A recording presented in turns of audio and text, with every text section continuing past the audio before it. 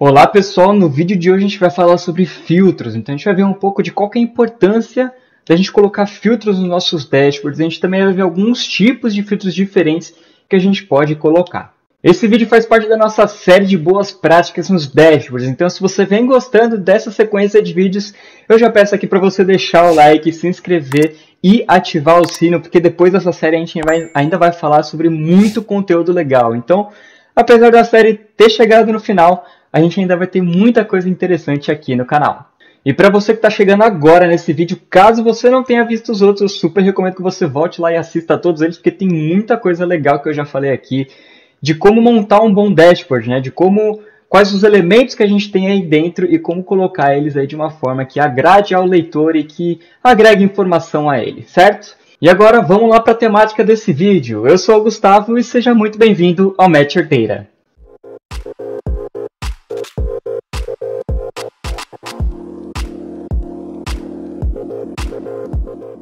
Então vamos começar aqui pelo nosso dashboard de preço dos combustíveis. Para quem já acompanha aqui essa sequência de vídeos, esse daqui é o gráfico, o dashboard na verdade que eu fiz aqui no canal. Eu tenho um vídeo de como eu construí ele e detalhando um pouco mais dele. E aqui na nossa capa, né, na parte principal aqui do dashboard onde eu tenho os gráficos, eu não tenho nenhum filtro, certo? Então, qual que foi a opção que eu tive aqui, né? Eu deixei os filtros em uma página separada porque o meu foco é realmente analisar o dashboard como um todo. E uma vez que a pessoa entendeu os dados que eu tenho aqui, aí sim ela começa a se perguntar, por exemplo, se eu quiser ver só aqui 2020 e 2019, né, que é onde eu tenho aqui a data mais próxima da atualidade, como é que esse dado se comporta, né? Porque 2,47 é a minha média desde 2005, então é um pouco fora da realidade atual. Então o filtro é justamente para fazer essa aproximação para algum cenário que o nosso leitor quer. No caso aqui, se a pessoa fizer esse questionamento de 2020 e 2019. E aí, como é que a pessoa faz para justamente fazer essa aproximação? Vamos lá para a nossa parte de filtros, né? Então, aqui eu fiz uma página só com filtro. Então, aqui eu tenho vários filtros diferentes, né?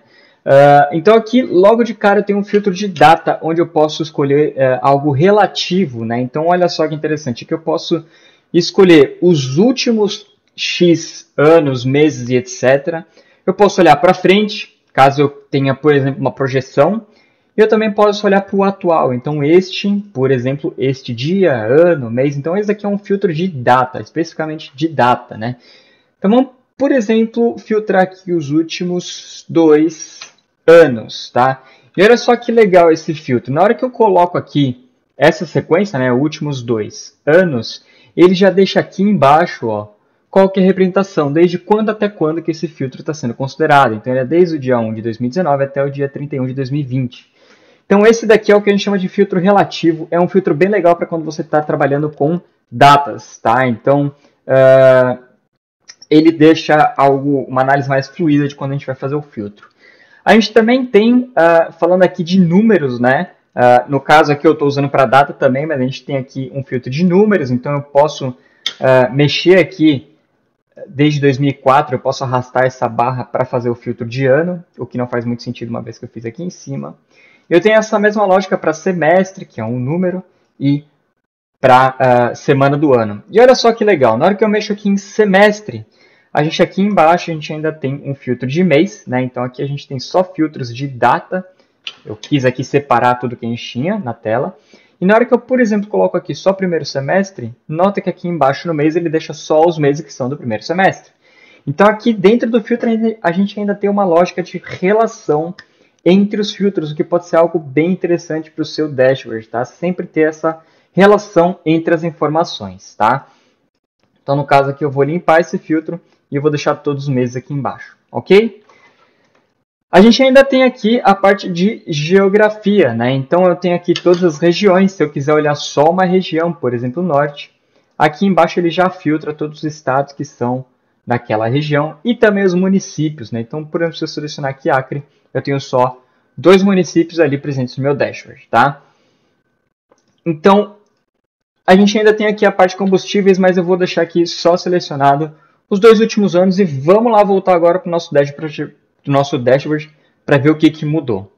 E aí uma vez que eu voltei aqui, olha só que interessante, a gente tem aqui o gráfico, né, de tempo bem mais resumido, né? Então só tem aqui o ano de 2019 e 2020, e eu posso agora detalhar ainda mais ele para entender o que aconteceu nesses últimos 2 anos, né? E agora eu posso entender que a média mais atual é de 3,70, não mais os R$2,50, acho que era, quando a gente não tinha o filtro. E a gente consegue entender com muito mais detalhe as informações do último ano, né? A gente consegue ver aqui que teve uma queda em 2020, em maio, e agora está voltando a subir.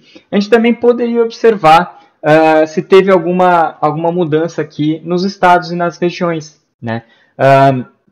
Ainda assim, o norte continua sendo mais prejudicial, mas o grande foco aqui é: eu tenho o mesmo dashboard, a mesma cara, porém com as informações do jeito que eu preciso, né, que eu gostaria de analisar. Então eu não preciso ficar criando um dashboard para cada período de data que eu quero olhar, para cada estado, enfim. Eu tenho o mesmo dashboard, as mesmas informações já organizadas e depois eu só preciso filtrar do jeito que eu quero analisar. Essa é a grande vantagem da gente colocar filtros nos nossos dashboards, tá bom? Então, vamos lá para o nosso segundo exemplo que eu separei aqui para a gente. A gente tem aqui o dashboard de vendas, né? E aí vamos focar principalmente nesse gráfico aqui de linha do tempo, né? Então a gente tem aqui um gráfico de janeiro até dezembro, porém aqui ele não está separando por anos, né? Como é que eu sei que ele não está separando por anos? Aqui em cima eu tenho um filtro, né? Então qual que é a ideia aqui? Esse gráfico ele está olhando todos os anos juntos de uma vez.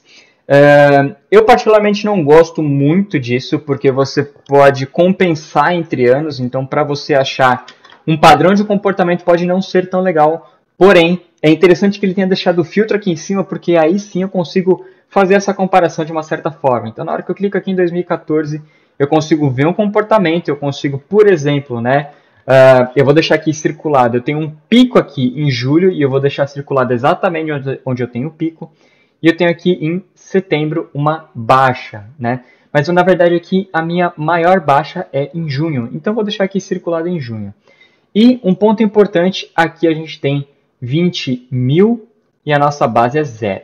Então aqui eu vou deixar escrito 20, justamente para ver se esse padrão se mantém na hora que eu clico aqui em 2015. E, interessante, a unidade do gráfico se mantém, então não é uma preocupação. Na hora que eu faço o filtro, isso poderia alterar, então é algo que a gente tem que tomar cuidado quando a gente está mexendo com o filtro. E olha só que legal, agora eu posso sim fazer a análise que eu estava em mente aqui, que era: em 2014 eu tive uma baixa em junho e um aumento em julho. E nota que em 2015 isso já se inverte, então aqui eu vou fazer um traço para definir que é 2015 e aqui um outro traço em agosto.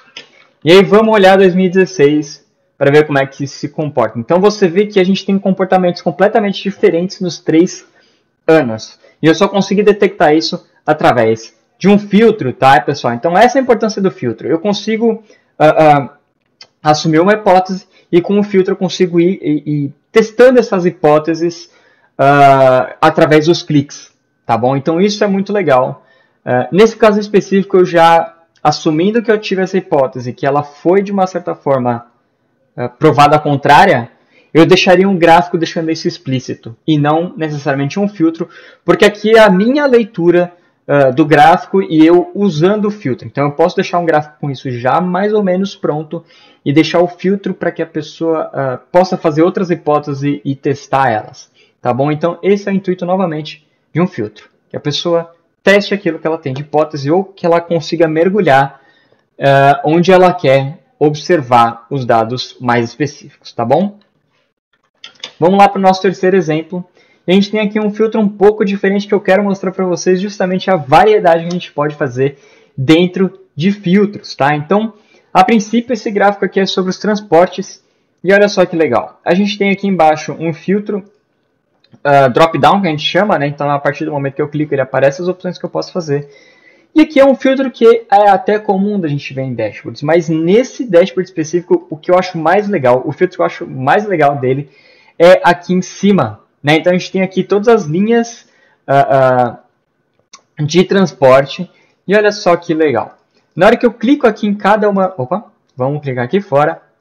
E na hora que eu clico em cada uma dessas letras, ele filtra o nosso relatório de acordo com aquilo que eu estou clicando, com a letra que eu estou clicando. Então ele deixa só aquilo que é pertinente a esse tipo de transporte. Então aqui são trens, ônibus, aqui são balsas e aqui são trens elétricos, imagino eu. Né? E aqui seria metrô, que no caso está desativado. Mas olha só que legal. Então se eu quiser olhar todos eles juntos, eu aperto aqui em Reset. Né? Então aqui já é um filtro, né? Um reset dos filtros. E se eu quiser filtrar cada um deles, eu vou clicando em cada uma das letras. Tá? Isso é um filtro, é um tipo de filtro bem legal, bem interessante, que a gente também pode fazer. Né? Que aqui já não é um filtro tão comum. Né? Para a gente montar esse tipo de filtro, tem uma outra técnica aqui dentro do Power BI que a gente pode fazer. Eu vou mostrar para vocês como que faz esse tipo de filtro. E vocês vão ver que na hora que a gente for fazer, não é exatamente um filtro para o Power BI. Mas enfim, eu não vou entrar na técnica aqui dentro. Eu só queria mostrar para vocês que isso é possível. E que é muito legal para o leitor. Porque isso realmente facilita o leitor ele ver como interagir com o nosso dashboard. Né? Então é algo muito mais fluido do que você pegar e vir aqui em um filtro em si, né? Um outro exemplo que eu posso mostrar para vocês, voltando lá para a parte de combustíveis, eu tenho aqui na primeira página dos combustíveis, né? Então aqui eu posso ver esse mesmo relatório por todos os combustíveis juntos ou separar ele em cada um, né? Gasolina, etanol e etc. E através daqui, se eu clicar no combustível específico, ele já entra em todos esses gráficos já filtrados naquele combustível. Então, aqui a gente vê que é bem mais fluido, é bem mais intuitivo para o nosso leitor fazer dessa forma do que realmente entrar lá na página aqui de filtros, que é uma coisa, entre aspas, mais técnica, mais cheia de informação, que pode dar uma confundida. Então, a gente tem aqui tipos de filtros bem diferentes e que pode ajudar o nosso leitor a chegar aonde a gente, como montagem de dashboard, quer. Então é isso, espero ter ajudado vocês a esclarecer um pouco os tipos de filtro que a gente tem e o como é que a gente pode guiar o nosso leitor usando o filtro. Né? Então o filtro, apesar dele ser o último tema aqui da nossa sequência, ele é um tema super importante, onde a gente pode realmente guiar o nosso leitor para a nossa hipótese ou facilitar justamente esse caminho dele para essa leitura, tá bom? Então, mais uma vez, se você vem gostando, se você gostou desse vídeo, não esquece de deixar o like, porque me ajuda muito. E também se inscrever e ativar o sino, porque a gente tem ainda conteúdo. Eu vou explicitar aqui para vocês como é que a gente coloca esses filtros, tanto no Excel, quanto também no Power BI. E a gente também vai tratar outros temas aqui bem interessantes aqui no canal. Então, fica ligado aqui nos próximos conteúdos que eu vou deixar para vocês. Se você tem algum comentário, sugestão de melhoria, dúvida, enfim, não esquece também de escrever aqui na parte de comentários desse vídeo. Eu vou ficando por aqui hoje. Muito obrigado por assistir esse vídeo e eu vejo vocês nos próximos.